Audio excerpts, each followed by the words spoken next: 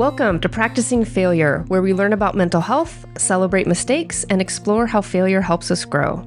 I'm your host, Dr. Amanda Castle, and I am really excited to introduce my guest today, Dr. Rebecca Lierly. Dr. Lierly has been working in the field of adolescent psychology for 15 years and still uses Urban Dictionary on a weekly basis. Specializing in acute crisis, group therapy, autism spectrum disorder, and trauma populations, she loves coming alongside families and finding creative strategies to improve communication and coping. Welcome to the podcast, Dr. Lierly. Thanks for having me. All right, we're going to talk about some fun stuff today. And one of them is going to be kind of the influence of social media on psychological practice, because working with adolescents, you are in the thick of it. And I got to say, when I was in grad school, social media was not something I was registering as potentially influencing individual and group psychology to the degree that it has. So I'm excited to talk about that because it's not all good. It's not all bad. It is complicated, like every single topic we deal with as therapists. But there is a lot of inaccurate information online. And that's where experts like you come in and hopefully can help us find useful information. So let's start with kind of what you do. You currently work in a day treatment center, but you have a history of working inpatient. And I'm wondering if you can kind of explain the tiers of treatment for people, because it can be pretty overwhelming when you need support, especially for your child. And all of a sudden you're faced with all of these acronyms and types of things people are recommending that you may not understand. Yeah, and our field loves an acronym. Types of therapy have acronyms, insurances have acronyms. Yeah, most people know that individual therapy exists, and that's great. We love an individual therapist. You might meet once a month or once a week. You might meet online. You might meet in person. This is my soapbox till I die, but if you have a teen, please find an in-person therapist if you can. It's just so much harder online. And then if you're having some trouble with family communication, you might go to a family therapist, and they might see you for 90 minutes to 2 hours once a week or a couple times a month and do some parent coaching. But if someone's really struggling and it's causing major impairments in their life, so if a kiddo is like failing a lot of classes or doesn't want to go to school because they're so anxious, behaviors that are risky. So like if the substance use is happening and it's like kind of spiraling out of control, they're sneaking around or lying, or they don't seem to be able to go stretches of time without it. We've worked with some kids. I don't want to go on vacation to Hawaii. And it turns out because they didn't think that they could find their substance of preference on vacation to Hawaii. So they kind of sabotaged the whole trip. Like you're noticing, hey, their relationship to the substance use might be problematic. Any self-harm behaviors some of these kids are cutting. There's something called intensive outpatient programs, and that is an after-school 3 or 4 day a week program that's group therapy. And you'd meet with a therapist doing groups, and the therapist might pull you individually and check in. They're doing safety assessments. They might target a specific concern like anxiety or substance use. They might throw in some family therapy if you're lucky. And then if that doesn't seem to be working, or if the kiddo's like, I cannot go to school at all, or the risky behaviors are increasing, there is, where I work, is called partial hospitalization program, or PHP. These are insurance funded, and you can get to them just by Googling PHP in your area. Some health systems require a referral from your primary care provider. That's pretty easy to obtain. And that's when you've pulled your kid out of school and they are doing so poorly that you need 2 to 6 weeks of specialized treatment. Kids are in group, they're in family therapy, they're in individual therapy. They're meeting with a substance counselor if they need to. Medication changes can happen more quickly at that range because they're meeting with a psychiatrist once a week. And so they can go a lot faster. I know we could talk about this all day, but medications, sometimes the side effects when you first start them are increased suicidal ideation. And so then a poor parent is going, my kid's already kind of teetering. I'm not sure if they're safe. What's the solution? Something that might increase their thoughts of suicide? What do I do? So a PHP. That's terrifying. Right. And I don't know what to look for. A PHP would offer Monday through Friday. Some programs are like 5-ish hours. Some programs are up to 8, depending. They would offer supervision. They'd offer support. They would offer a daily suicide assessment and weekly psychiatric screening so that if there are side effects from the meds, that can be addressed right away. I love a PHP because you get to do a lot of fun stuff. So we're like making slime and we're painting and we're building things. And so many of the kids today were saying, I love coming to group therapy because I kind of thought I was the only person at my school dealing with this, or I can't talk to my individual therapist about this because I'm doing Zoom sessions at my house and my parents might hear, or I didn't know that like trouble organizing tasks was a symptom of depression. All these things where they're like, oh, so-and-so said this, and I think I might have that too. Old lady me is saying, oh, the symptoms of depression are anxious thoughts and hopelessness. But if a 14-year-old tells another 14-year-old, hey, do you ever like not even want to apply to college because you don't think you'll get in? Like that's them telling each other in their own language what's going on. So group therapy is awesome.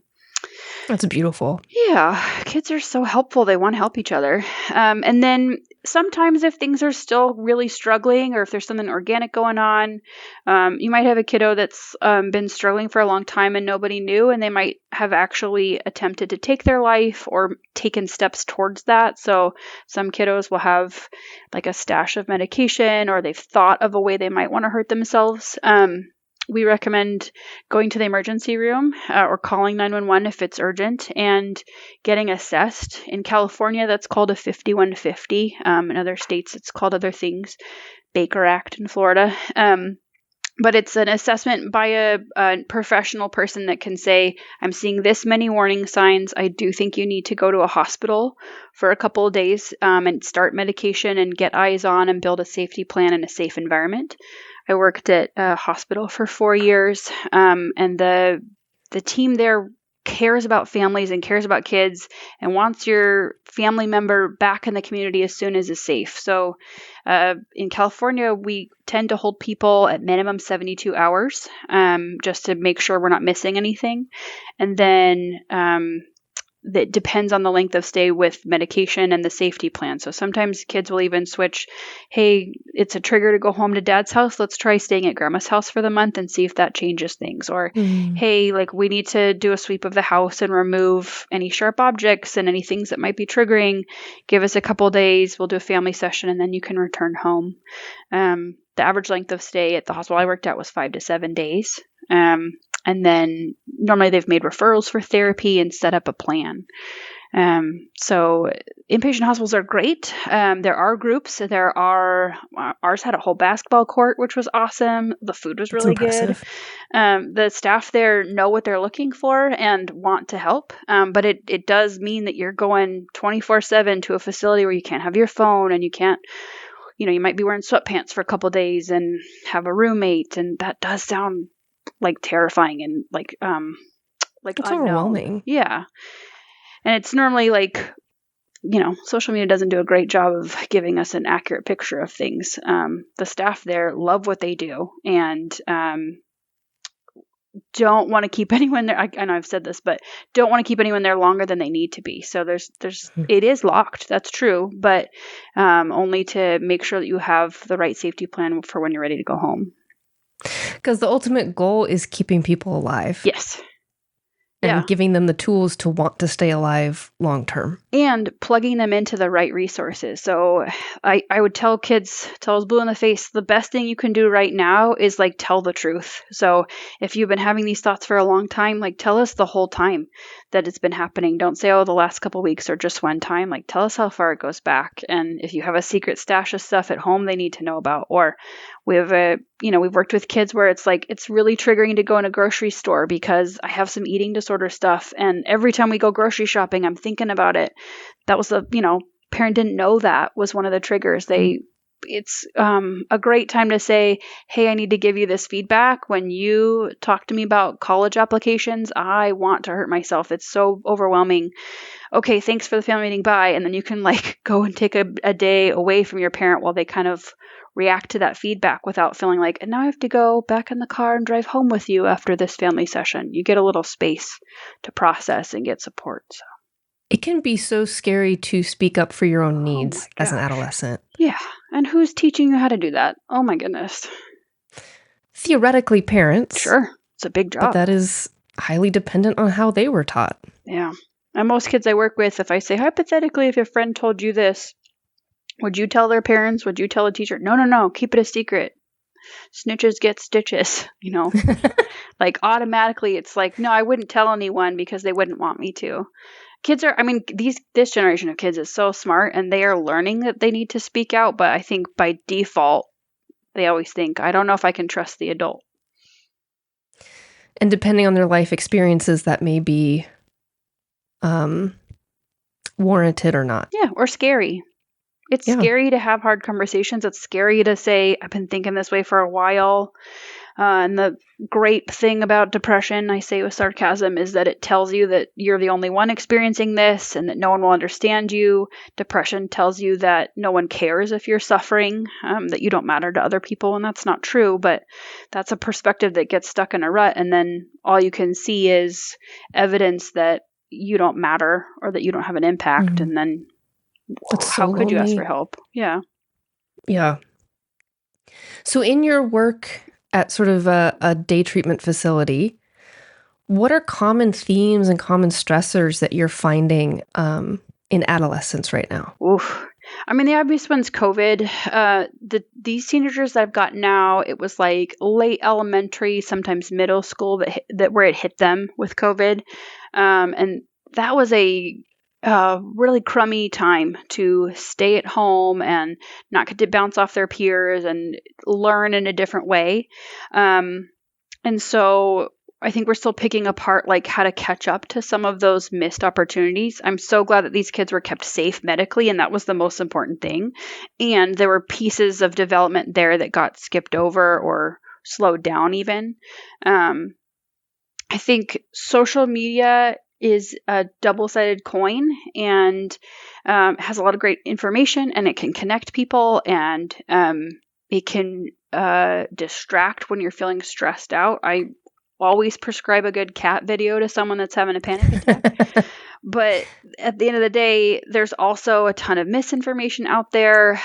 Everything is photoshopped to these teens. They're coming in, showing me their prom pictures, and I'm like, oh, how much did that outfit cost? And it's over $1,000, because when you're on social media going, well, this girl had these nails, and this girl had these lashes, and this girl had these shoes, and like you can kind of see like the best offer from every category, you start to think, well, that's the standard I have to have, and I got to get that whole checklist for me, and then I got to post my own version of this when it comes time. And then, you know, it's June now. We had a couple kids go to prom and come back and say, well, it didn't really feel like I thought it would. I'd been looking at other people's prom pictures, or I'd seen this show about prom, and then I went, and it was kind of like disappointing. Like social media sets high expectations. So high. And then how do you even calibrate? Like, well, I didn't feel as pretty as I thought I would, or my 15, 16-year-old boyfriend didn't treat me as romantically as this show I've been watching on Netflix. Like, it's just a hard hoop to jump through.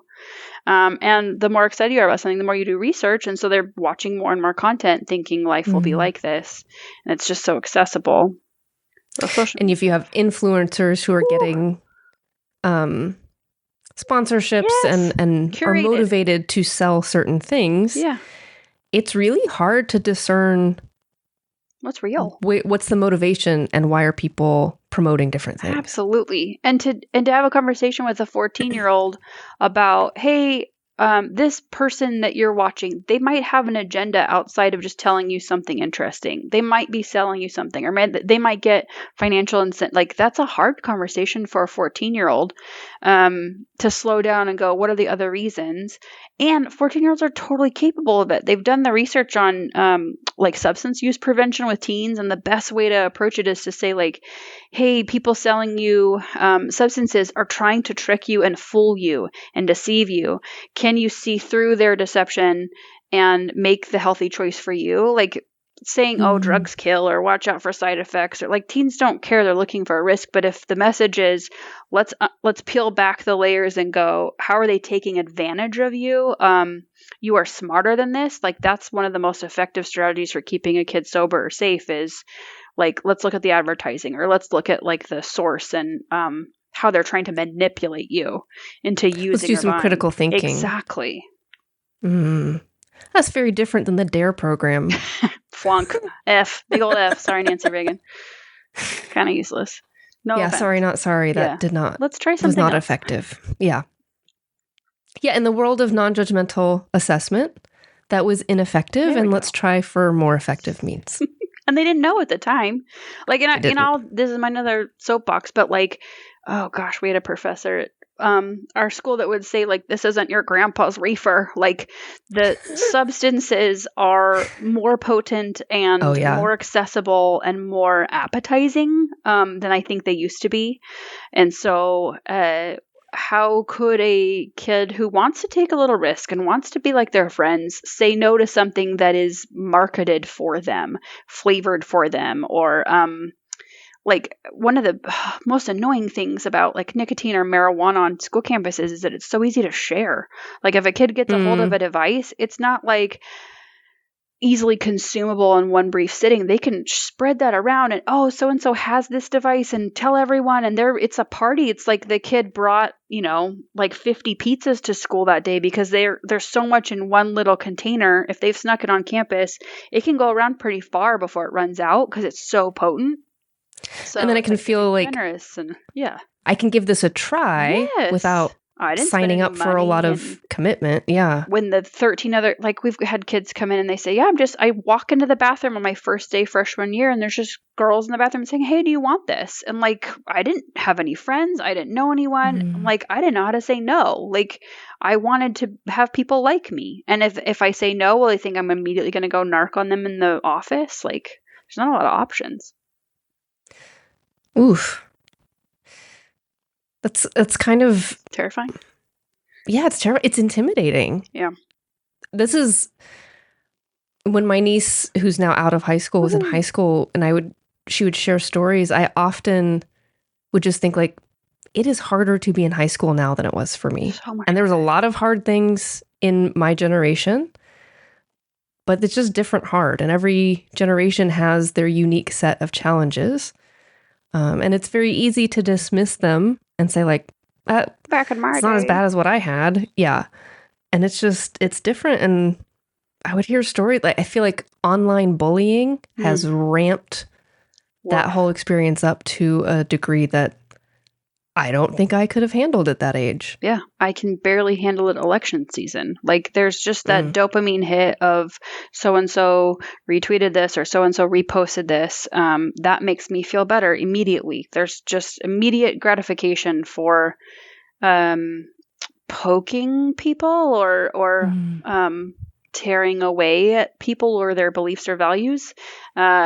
And then I get all riled up and I'm like, let me respond with my opinions and values. And then that just like encourages it. So when a kid wants, like, we've got kids in program where someone's a little bit unmedicated and got some ADHD, and it's like, well, how do we tell this kid he's being annoying right now? Bless his heart. And the kids are like, let's bully him. I'm like, whoa, like, that is a strategy. It will work short term. But man, how is this kid supposed to receive that? Or how do you feel about yourself after you say that thing? And what's on the internet lives forever. Like, and it's really hard in group therapy. They can see how, like, a kiddo could react or be sad the rest of the day or skip their lunch because they felt hurt. But online, like, I don't see how someone responds to how I post or what I say. Like, there's no feedback about how we hurt each other, intentionally or accidentally. Yeah, we don't have to sit with the consequences of our actions. Just the, like, just the support of it. Like, I only look to see who liked what I said. I don't, if someone walks away and puts their phone down, like, there's no feedback for that. Yeah. That gets into this very interesting and complicated piece of social feedback shapes us in ways that are both helpful and unhelpful. And that's the whole point of being a teenager, right? Like, their developmental stage is to branch out, try new things, separate healthfully from their parents and, like, family of origin, and learn to rely on each other in the community, and launch eventually to college or like work or just doing something productive. And so Yeah. their peers Figuring out how to exist in the world on their own. And their peers are the ones giving the feedback. Like if I tell a teenager, I don't like your shoes, they're like, ha, perfect. I will wear those more often. I must be doing something right. The old lady hates them. But if they're, they'll tell you all day, like if I get a compliment from someone my age that I respect, like that makes my whole year. Like I will treasure that memory. And that's just one saying one thing to another in a positive way. Yeah. And so, like you said, bullying is effective in towards certain goals, but it also breaks us. Yeah. And that trauma lives with us well into adulthood and sometimes never leaves. Yeah. And we learn to accommodate to that feeling by finding coping strategies that work short term but not long term. So if I don't like what someone said to me, someone said to me, and then I go and binge Netflix for the whole weekend because I just want to dissociate from my feelings, or if I go and be mean to someone else online because I didn't like how I was treated at school today, like these behaviors kind of escalate and turn into adulthood where it's like, this is my whole personality, or this is my only coping strategy, where I'm stuck in a rut with substances. And now I don't know how to be vulnerable or connect with people authentically. Yeah. And I'm so lonely. Yep. And angry. Yeah. And hurt. And can't trust people because that's what I've learned. Yeah. But also, if we just say everything everyone does is fine, then that leads to its own social friction. Yeah. That's not fair. Words matter. Like, I think we're allowed to say that hurt my feelings, or I'm not going to expose myself to that situation because that's not a healthy situation. I'm going to avoid that. Like, I think sometimes, and it might be this generation, or it might just be how we're responding to things, but we want to be all things to all people and say everything's okay and just let it roll off your back. But when people are hurting each other or saying things that aren't true, like there has to be a space to say that's not fair, or I disagree. That's not my experience. And I think this generation is putting that into practice. Like they're getting really good at advocating on behalf of marginalized communities, or they're getting really good at talking. It's like that dual-sided coin. They love these victorious stories of like standing up to the man, or telling the teacher that they used the wrong pronouns, or I always tell a story. A couple years ago, I used the word gypped. In the context of like, oh, like you got shorted in that game. And I love that a 14-year-old was like, hey, that's a people group. You can't use that word. Like, that's really offensive. And I was like, oh my gosh, I've never thought about that before. Like, I definitely didn't mean it. I tell that story to the teens all the time now when we talk about group rules, because I didn't know that was the origin of that word. And some kid told me, and now I don't use it. And I learned more about the situation. And I love being corrected. They're really good at giving you feedback. Like, teens will tell you if they know something's not right, and you just have to create an environment where they feel like they can trust you with that feedback. It's also good modeling of it's okay to be wrong. Oh my gosh. Yes. Someone should do a podcast on that. Yes. Check. Yeah. Well, even what you're describing just makes me think of how many of us, if we don't work through these challenges in adolescence, they just continue indefinitely. And in our current political sphere, like, these are the ways that we're engaging. Yep. I'll just isolate further and surround myself with people that tell me what I want to hear. And that's how people get hurt. Misinformation, and this is the truth that I want to believe, and tell me I'm wrong. I don't care. Yeah. I have more power. I win. Yep. Yeah. Yay. But if you create an environment where you say, hey, like, especially as a parent, like, I'm so sorry, I did not mean it that way, or I was dysregulated today, I had a rough day at work, and I came at you a little harsh, or I've got a 3-year-old, and it's like, I don't know how to do that right. I need to learn how to do that better. Like, just trying to model, like, I don't have to be perfect. I don't have to know the right answer every time, but I'm trying to figure it out. And I'm trying to be transparent about the ways that I'm trying to get better, how I triage like what's most important is connection and growing and taking care of myself and others. Like there are times when I say like this is the chore that we've got to do, but tonight's not the right night. I think we just need to hang out and read a book or regulate. Like man, if that's, one of the most important things with raising teenagers is like they kind of want to see you lose it a little bit. Like that's a really fun environment for them, is to watch an adult fall apart. And so it's normalizing. It's like, yes, oh, this happens to me too. Yeah. And what are you going to do? Like, let's see the show. What is this adult going to do when we've pushed it so far that they fall apart? And when I'm having my best days at work, I need to regulate myself, and I need to tell the group that I'm leading, like, hey, I'm so distracted by what's happening. I'm so sorry. Like, I need to take a breath. I need to stretch. I need to eat a snack. Like, something's happening and I don't feel like myself, and I need to slow down, because otherwise, I tell this story all the time. We've got phones on the wall in the therapy rooms, and kids were goofing off, pushing my buttons, and they went over to the phone and they called 911, and the cops came. And then I had to tell, as the manager of this facility, I'm so Classic sorry. Teenager. I'm in charge of these youths, and they've called you, and there's no emergency. And they're like, okay, thank you. They're so nice. And then they did it again the next day in my group. And I was like, I'm going to lose it. And I ripped the phone off the wall. It was plugged in. I unplugged it, and then I pulled it off the wall in a dramatic fashion. And then went and talked to my team and was like, I need to take a break. That was not great. And then I had to go back to the group and say, guys, I'm so sorry. That was like, inappropriate. I should have stepped away. I could tell I was dysregulated. Like, that was not the time or place to rip a phone off the wall. I apologize for how that felt in the room. Tell me more about your experience. What could I have done differently? Yeah, we can't call 911, but that's not a way to solve a problem. We got to slow down. And that starts with me. How can I expect you guys to regulate your emotions if I'm ripping stuff off the wall? That requires so much ego strength. Oof. To be able, because I think we do this a lot to kids of well, you were wrong. Yeah. And so how I responded doesn't matter, because you were wrong in the first place and you shouldn't have done that. Yeah. It's my job as a parent to tell you when you're wrong and tell you what to do. Yeah.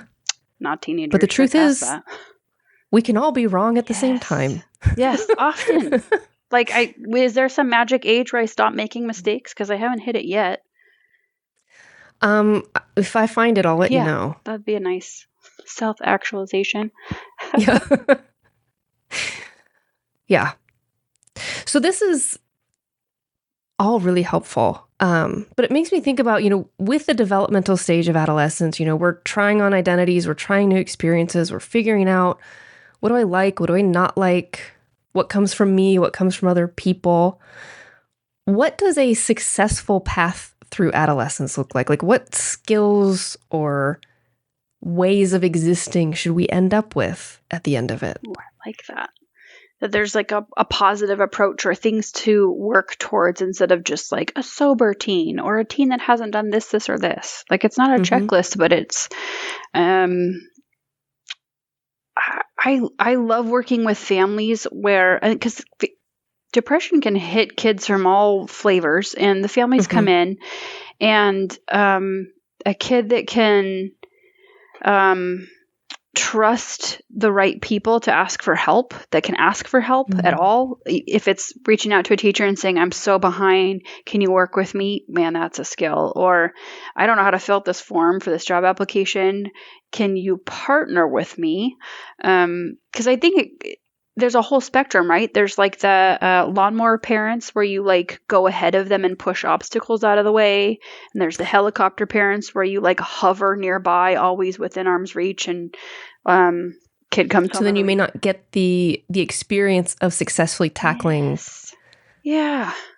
hard things on your own, and then you don't develop the trust in yourself that I'm capable of this. Because if mom always comes to the rescue, or if I don't, child development talks a lot about scaffolding in terms of a ladder. So can you reach for the next rung up?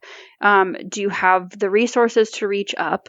Is the next rung up within arm's reach? Because sometimes as parents we think, oh, my kid's totally capable of this, and then you try something, you're like, oh, they were not ready, and so that might be a rung too high at that time.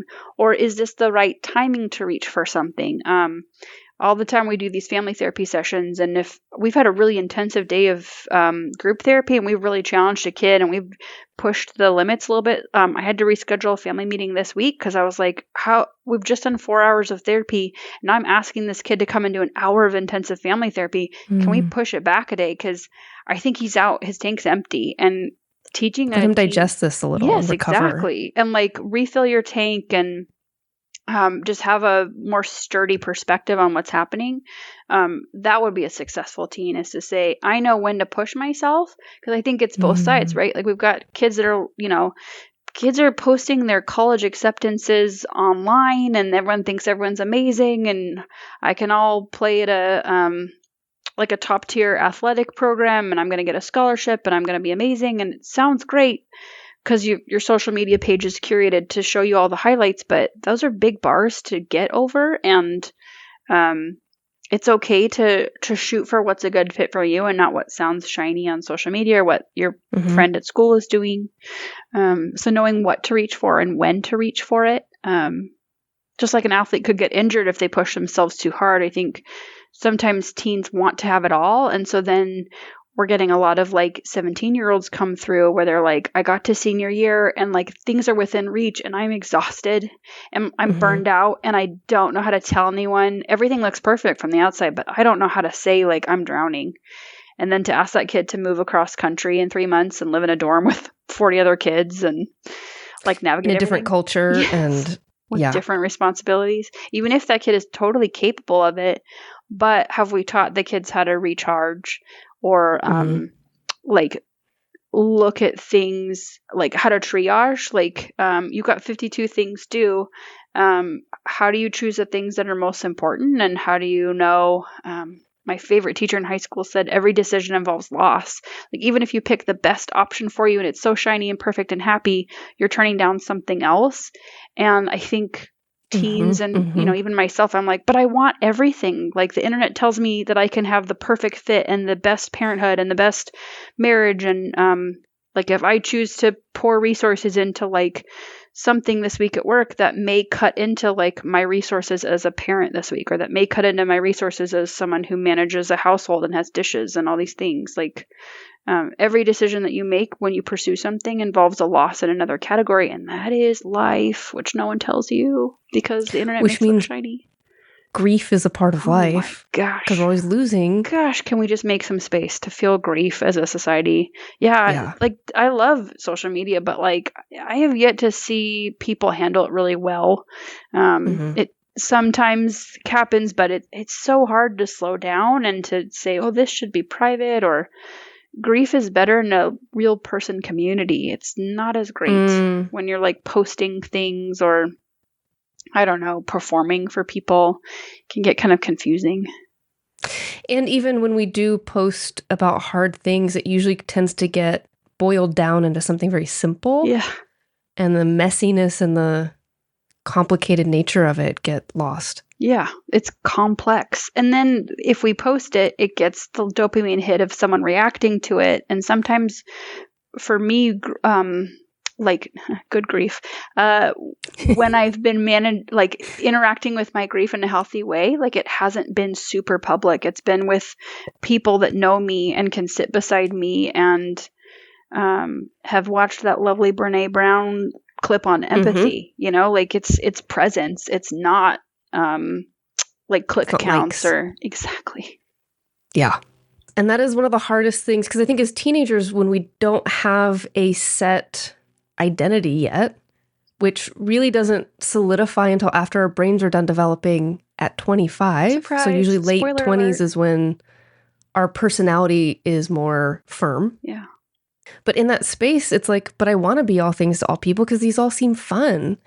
And then as we start to settle in, we feel those doors closing, and that can give us a sense of panic.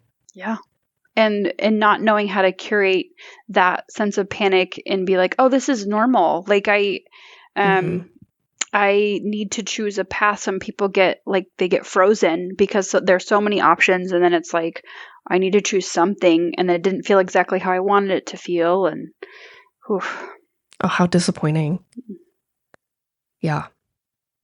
And then if your friends are in that field or your parents are really excited that you're in that gosh. field. So proud of you. You're doing amazing. Great job. This was, and I think sometimes we encourage each other and we say, like, this is the perfect fit for you and you can do it. You're never going to fail. And, like, you won't regret it. And it's like, well, there could be space for some regret and it could still be the right decision for you. Or you could transfer schools halfway through your college career. Like, things aren't locked in. Man, if I could say one thing to all my family therapy clients, it's like, some of this is an experiment. Like, let's try this plan. And if it doesn't work, let's calibrate. Like, we don't have to say that this is the plan forever. We might learn more as we go and then we might shift. I often say, like, this is the best I know how to do right now. Yes. And that may change. Yeah. My goals may change. My values may change, but this is the best I know how to do right now. And when I look back and feel regret and self-judgment, it's like, but that's the best I knew how to do at the time. Yeah. Even my negative coping strategies, like, I picked them up for a reason and I was trying to cope and protect myself, and to sit here shaming and shooting on myself because I figured out something that helped me keep going is harder than saying, okay, now I know and I have access to something that's a little bit more effective. That is a really great framework too for adolescents using substances. Yeah. It's like sometimes we have to ask the question, what function is this serving? Why is this so appealing and soothing to them? Because there's something about it that's working for them, even if everything we can see from the outside is dysfunctional. There's a purpose to it.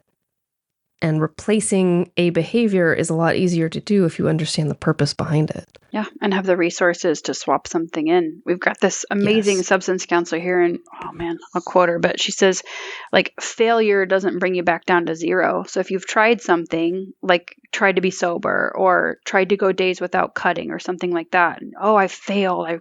She hates the word relapse. Like, it's more about like, okay, so you had a week or a year, like, what did you learn? Like, what have you built on? Your foundation is more sturdy and more resourced because of all that time you spent doing something different. Yes, you had a day where something went sideways and you returned to this coping or substance that didn't feel good. Okay, so how did it feel when you used?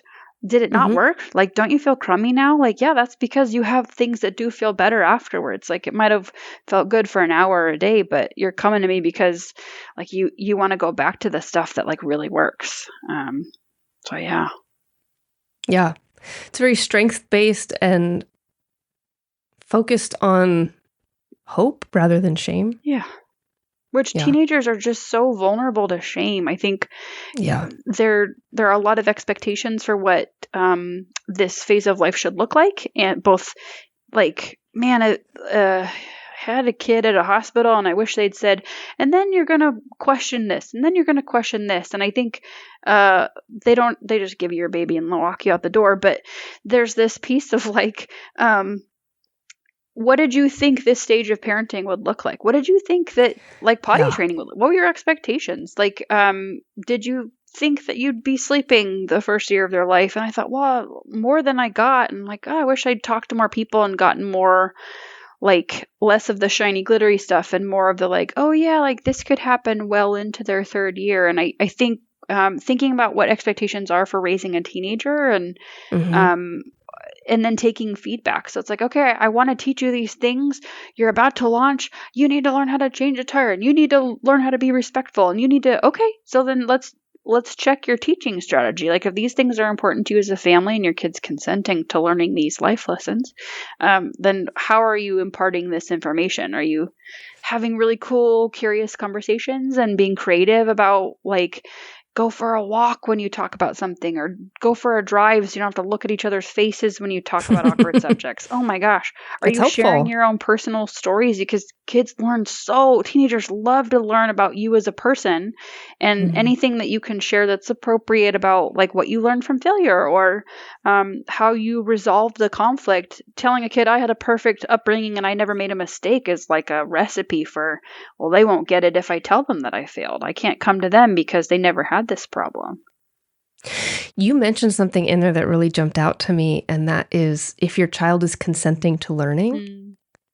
And it makes me think about, there are different schools of parenting thought. But some parents are sort of like, well, you don't get a choice until you are an adult and you leave, and then you can do whatever you want. Which can sometimes train us to not understand how consent works in the first place and set us up for problematic relationships. But it's also a much harder way to connect and accomplish goals when everything feels so forced.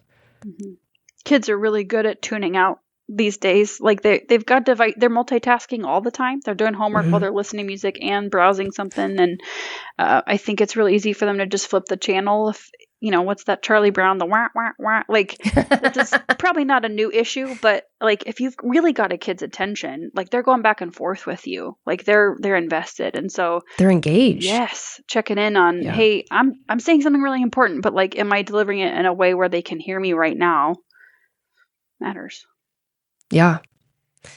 It also involves treating your child like their own person, which I talk with when I have new parents. I talk with them about how the whole process of parenting is a perpetual letting go because they start as part of your literal body, and then they are dependent on your body, and then they are separating, and the whole process is separation into their own person. And that's going back to that theme of grief. Parenting and grief are interwoven. If you're doing a good job as a parent, you are letting go, which is crazy. Yeah. And every rung of that ladder is another process of letting go. Yeah. And there's like lateral rungs too, because like it's so hard because the kid will be like, I'm doing amazing in this category, in this category, in this category. And then you'll get to a rough spot and you're like, oh, we forgot to cover this thing. We've never run into this problem before. Okay, so how do we adapt to, we didn't think we'd have to deal with, adaptability is such a key component to like raising a teenager because they're unpredictable. Like, we didn't expect a pandemic. We didn't expect, all these things. Yeah. Yeah. It's something that you and I have talked about this a lot because you work with adolescents. And then for a good chunk of my training and career was working in college counseling centers. And we get kids, as they are launching into independence with really varied skill sets. And some of them are hyper developed in certain areas, but have these giant gaps, which then feel very shameful, right? Because if I go to school and I don't know how to do laundry and everybody else has been doing it for years, that feels embarrassing. I can't ask for help. Yeah, I feel like an idiot. Yeah. I'll just go buy new clothes rather than admitting whether I have the money or not. Yeah. And helicopter parenting continues into college. I remember getting calls from parents who would say, it would be during training with parents, kind of at orientation, you're dropping off your freshmen and they would ask questions like, but what if my child doesn't get up in time for class? What do I do? And so, well, then they're going to be absent. Yep. Like they're going to miss. Yeah, this is this is unacceptable. Should I be calling them? Can you be calling them? And I'm like, as a therapist, I'm not calling your child every morning to wake them up. I understand the motivation, but the fear of their child failing and then seeing the whole house of cards of their career falling because of it. And that is a level of pressure that I think was partly present in my generation, depending on where you grew up, but it seems massively present with social media, is your success for your long-term career starts at like 10. You should know what you want to do. You should be having all of these extracurriculars outside of school and doing it. And your parents will take care of all of the life things because that's just a distraction. Yep. And that sets them up to fail in different areas. Yeah, where are the life skills? Like I feel like I'm 400 years old, but like I wish someone had taught me how to sew a button on when it fell off. Like that causes me way more distress than it should. Or I wish someone had taught me how to yes, I had people in my life that modeled this, but like saying a really good apology to a coworker when I messed up, that's something I learned through trial and error. And I think I wished I had invested more in these concepts as an adolescent, because I learned some really yucky patterns with hide your mistakes, or everyone thinks that Becky's so nice, or everyone thinks that Bob is so funny. And like, what do you do if like that's missed? What do you do if you miss a step? Or man, you talk about imposter syndrome. Like, some of these teenagers are just set up to feel like they're in the spotlight on stage with no lines to say. Yeah. And the more you kind of foster this perfectionism, the more imposter syndrome can come in, because there's more and more things you're having to hide. Yeah. And there's no path forward to shining a light on the quasi-icky, sticky stuff, because no one's shining a light on that. People are just posting the healthy, happy stuff. And you don't realize so many kids come into group therapy and they're like, oh my gosh, I had no idea that someone else did this. And then the flip, there's always the flip side of that, of like over-identifying with the diagnosis, or over-identifying with the things that you're struggling with. I can't do that because I have depression, or I've been depressed since I was 6, and I think I have borderline personality disorder, but I'm 12. These kinds of things do pop up. How do you find, or are there strategies that kind of help kids feel empowered to work through rather than hindered by their diagnoses? I love that question. We love values-based therapy at our facility, that asking the question, like, what does that mean to you? Help me understand why this question is so important to you, or this diagnosis, or whatever it is. Because it, just like you said with the substance use, like, what need is it filling? So are we using this word to describe that you want to feel connected with others? We've had a rush of kids in the last couple of years that, and adults that think they have autism, because social media has kind of shared those symptoms, and many people weren't diagnosed and have found that diagnosis and found it to be very helpful. But I think there's also a chunk of us, myself included, that I have sensory sensitivities. I do feel social anxiety. And what is the difference between myself and my neurodevelopmental existence and someone who has like clinical levels of difficulty in these categories? I want to find help, and I want to feel understood.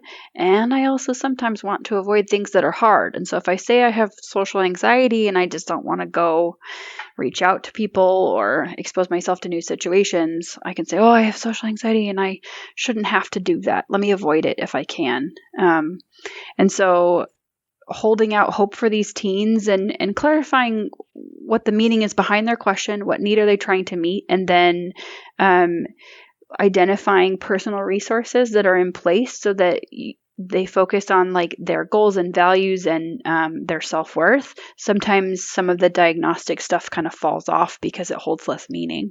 And sometimes it is particularly meaningful. Yeah.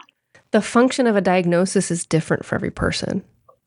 And so sometimes it is accessing support and care. Like certain kids need IEPs or individualized education plans.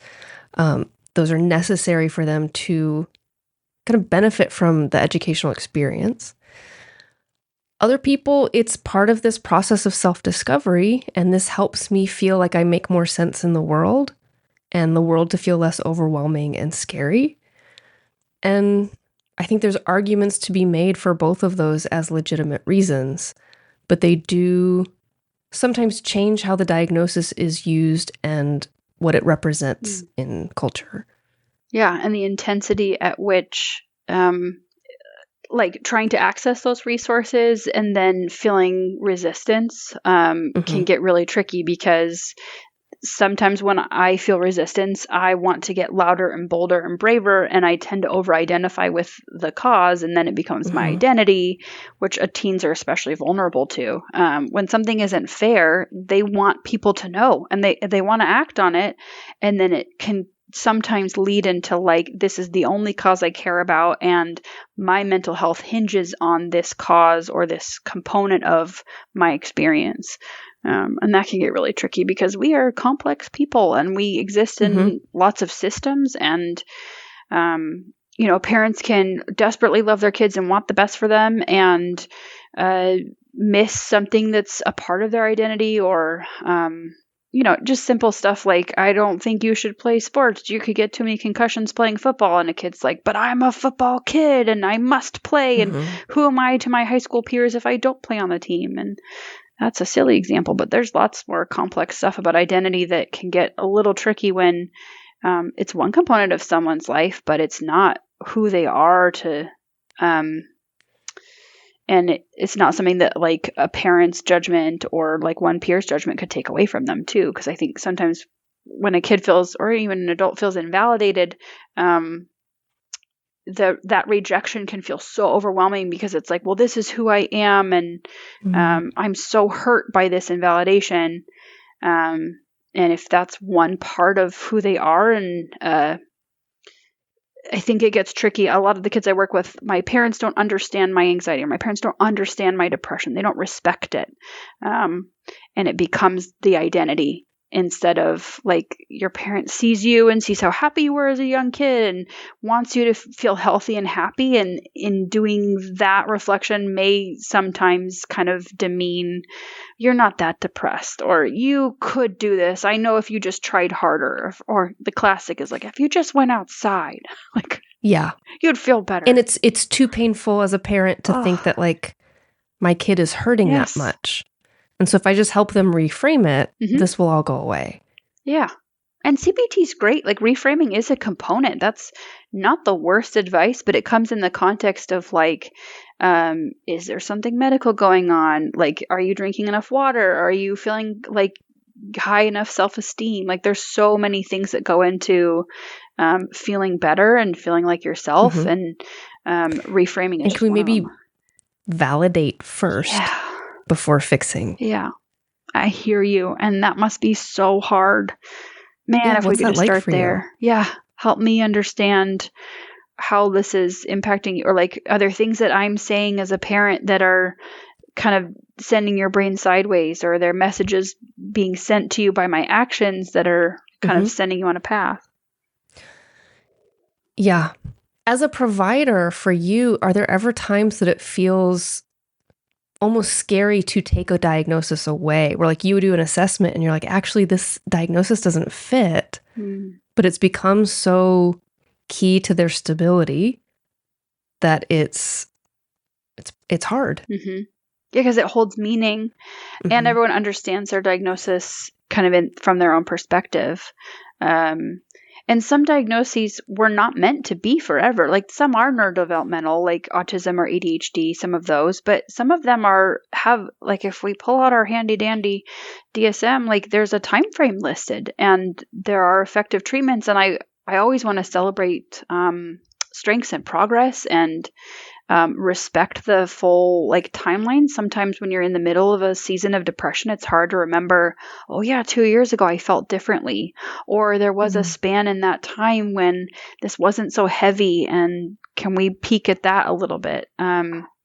So there are pieces of the anxiety and the depression that like help to see things from a zoomed out perspective when there's room for that. But some of these more tricky ones that are on TikTok, the personality disorder ones, or on the other side, like diagnosing others. Like, I work with a lot of kids where my dad is narcissistic, or my mom is borderline, and I took a quiz and it says this, and it's always start with validation, right? Like, it must be really overwhelming when your parent doesn't listen, and it must have been really hard, or really intense when they talk to you in that way. And like, that's their experience. And then like work with the present, and sometimes the label kind of falls off because it becomes less important once you're understood. That label is a shorthand to try to get you to understand their experience. Exactly. Yeah. Which I think that can be true. I mean, in my own practice, I can sort of tell what's trending on TikTok based on what questions I'm getting. Mm. There was, especially during the pandemic, there was 1 month where 90% of my caseload was like, I think I have ADHD. Mm. And then a month later, like clockwork, everyone's like, I might have autism. And that is a valid question for each person, but it does, like you're saying, it pokes at like something in them is being seen that maybe has not previously been addressed. And so how do we provide the support, testing, diagnosis, or otherwise, to get them what they need? Mm-hmm. And everyone that comes in for testing should get recommendations. Like you may be looking at the headline that says you have this diagnosis, but the best assessors give you page after page of like, have you thought about trying this? Or here's this podcast, or here's this book. Like, please, like, this is what might help you to find your wellness or your balance. Mm-hmm. And the headline is the diagnosis or not, but you came in for a reason, and trying those things to see if they are a good fit doesn't matter as much what the headline is if it's what you needed when you went in to get assessed. Love that. Yeah. All right, we've covered a lot of ground, but I'm going to pull us back into an example from you. And so if you feel comfortable sharing, you've shared a couple already, but I'll ask a more pointed, like, is there a type of failure that you experienced in your own life or in your career that shaped you, and how did you work through it and grow from it? Yeah, I think I thought I'd be a professional at calming down and finding like the right solution for things. And I did a stint during my training in private practice where I was just seeing clients, and I had supervision and support, but I've noticed that when I work with a team of people, there's room for my failures, and there's room for me to self-reflect, and there's room for me to say, that did not feel good. Help me figure out why it didn't feel good. Help me brainstorm what I could try differently. Can I just get a little bit of empathy that like that was really hard? And when I fail in isolation, I find myself so much more exhausted and disappointed and hopeless. And so just personally, like I have worked with teens and children for 15 years, and I had a kid 3 years ago, and I thought, oh my gosh, I know nothing. Where did this all go? It's gone. My bookshelf is filled with child development books and parenting books, and I've been giving advice for a long time because I love working with families. And then I had my kid, and she was, like having tantrums like a normal kid would, and she was defiant like a normal kid. And it was really hard to get perspective on what I'm doing isn't working. And I go to my own therapy, and I find I have a community of friends that understand what it's like to parent as a therapist, or what it's like to parent as someone who has some experience with this age range, and just bouncing off of them, like, why do I feel so incapable of success, and what are my expectations? And it's when you're in the trenches, it's hard to be like, but I tried the intervention that's supposed to work. And then my lovely therapist would say, yes, you tried it one time. You have a child. It's going to take her more than one time to learn to regulate herself. She's 3. Or like, yes, you tried it, but like you're not your kid's therapist. Here are the boundaries with that. Regulate yourself, and then you can kind of reflect on how things are going. But if you're dysregulated, everything's going to be all F's down the line. Like there isn't. Yeah, she'll be dysregulated too. Absolutely. Yeah. So my failures are better in community, and my failures are better when I'm regulated. Like those are the two components that I think I keep running into all the time is, oh, one of those 2 things is missing. I am dysregulated. I used my resources elsewhere today, and that's okay. There's grace for that. But I'm not going to find a strategy in this moment because my tank is empty. Let me circle back when I have a little bit more bandwidth. That's parenting yourself at the same time you're parenting your kid. Yeah. Which I talk with people all the time that most of adulthood is just figuring out how to parent yourself. And unparent the things that I've got some habits that I didn't realize I had, and they work in isolation. But when you are married or in friendship or in partnership or raising a child, like that might work for me, but in the context of people I care about, like you have to figure out something that works for the system. Mm-hmm. Now, this may be not an easy question to answer, so feel free to skip. But in thinking about finding community, especially in the workplace where it is safe to fail, because it involves being able to trust your team, that they've got your back and that you guys are in this together. What kind of green flags do you look for when you're interviewing places to say, like, is this a team that I can show up honestly with? Yeah, I mean, some of it is like the metrics, right? It's like some of the best bosses that I've had will stay late on hard days and debrief. So asking a company or a team like, hey, if something unexpected or really hard happens, like what's your process for kind of debriefing or untangling? And then also asking about like the work-life balance piece of like, if I came to you as a boss and said like, I am over my head, I don't know how to solve this problem, or my caseload or whatever is so heavy, like what are some ways that we could resolve this? And seeing in an interview or in a context, like what, like, did they give you a cheesy answer? Like, I just, give you some days off, like that. No one ever does that. But like, how would they brainstorm with you, or what are the ways that they could resource with you? If they say I'd send you to a training, or I ran into this myself and here's how I responded. That's a really green flag of we've created an environment where someone could say like, there's too much on my plate and let's as a team figure this out. That feels increasingly rare, and possibly just because I work with people in STEM fields. Yeah. And just keep going. What are you talking about? Just live on campus. Well, now you're just a burden to everybody else because you're not working 90 hours a week. Yeah. Okay, thank you. I will go crawl into my hole of shame and stop trying. And boy, people in STEM are high achieving. Like they're so good at problem solving, and they're so good at kind of coming up with results and kind of that perseverance aspect. Like people in STEM have jumped through so many hoops, especially women. And so then to say, I can't do it is like, well, you're in trouble now because we didn't think you could in the first place or whatever. Your imposter syndrome is true. Yes, confirmed. Yeah.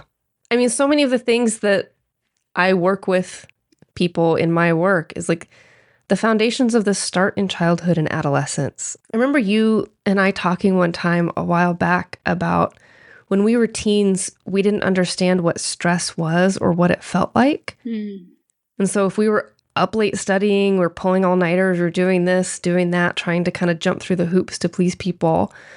And I remember people telling me like, that's a lot, you should slow down. And it didn't feel like an option to me. And nobody kind of helped me break it down of like, what does that mean? What does that feel like in the body? What should I feel like when I feel regulated? If you've never felt regulated, like, how are you supposed to know? And that's the work that you're doing with teens is, okay, let's actually see what this feels like. Let's try different things and see if our body can feel better. And then can our mind feel better? How do I change the channel really quick and check in with how my body feels instead of just looking for the affirmation from the results that I've produced by pulling the all-nighter or making the people around me happy? How does that feel when I get that feedback? Or, even the pieces of like, what's driving me to do this? Like was I muted to like, this feels really good because I think that I'm stupid. And so if I keep doing these things, people will be able to fill that hole. Even asking the question of teens of like, why do you want this? Yes. Why does this feel good? Yeah. Just starts to give them critical thinking skills. I love the work that you're doing. And I'm so glad you're doing it. Okay. You've done a really good job of not having an online presence. And for many therapists, it's a double-edged sword. But in your role, it makes a lot of sense. So instead of telling our audience where they can find you individually, I'm hoping maybe you can share some of your recommendations and resources for caregivers of adolescents. Or for adolescents themselves. Oh, that would be great. I think for caregivers, there's a couple of options depending on what flavor of or what format you'd want to pursue. There are some really great like social media people that have done the research and really want to share their perspective. Dr. Becky Kennedy, she wrote the book Good Inside, and she's got some really great strategies for how to regulate yourself and how to stick with boundaries. And, her classic is like putting on the oxygen mask for yourself before you then try and help your kiddo. So her content's really great, and she's got some awesome online engagement.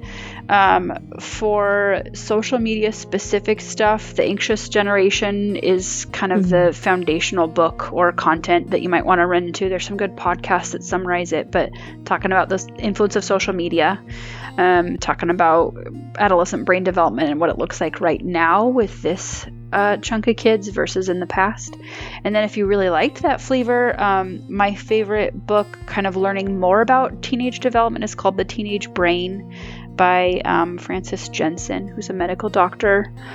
And then, man, if I could get parents to go to their own therapy, just to have a place to get support that's not judgmental, because I think sometimes, yes, parent in a community and find your people and find a place to vent, but it can be tricky to sort through, like, I am so fed up with my frustrating teen or my frustrating partner, or no one's on my side and I don't want to out myself that I feel over my head. Finding a therapist that can work with you that's only focused on what you need can be really great.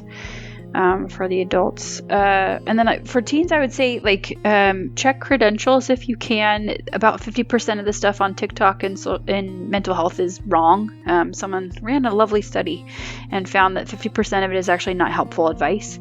And so find people that have had some training, if they've got a licensed therapist or they've talked about going to school to learn about these things. That can be really helpful. The most famous one is Selena Gomez has her own kind of mental wellness brand that you can look up, and that's very well curated. And she's got some great content on there. She and her mom and a friend run it, but it's fantastic. Nice. Thank you.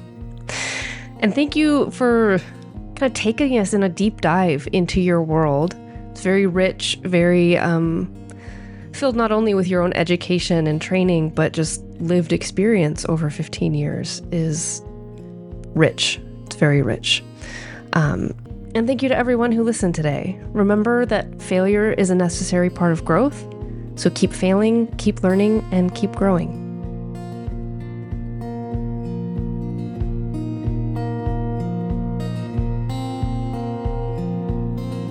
Special thank you to everyone who contributed to this project.